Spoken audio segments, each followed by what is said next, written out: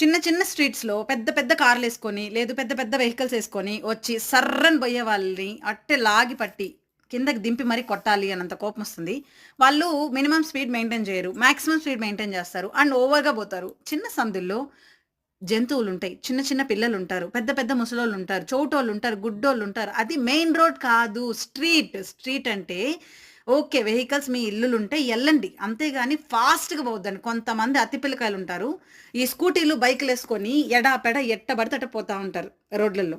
కానీ వాళ్ళకర్థం కావాల్సిందేందంటే, అలా పోయినప్పుడు ఎవరికైనా హార్మ్ జరిగితే సడెన్‌గా వస్తారు పిల్లలు ఇంట్లో నుంచి బయట.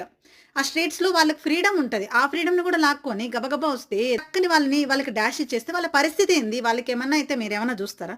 స్లోగా పోవాలి గదా! హైవేలు, మెయిన్ రోడ్‌లలో మీరు మీ ఇష్టం వచ్చినట్టు తోలండి. మీ ఇది అది. స్ట్రీట్స్‌లో ఉండేటప్పుడు కొంచెం బ్రెయిన్‌ని, హ్యాండ్‌ని, రైజింగ్‌ని కంట్రోల్‌లో పెట్టుకొని పోతే మంచిది అందరికి అనేసని నా విన్నపం.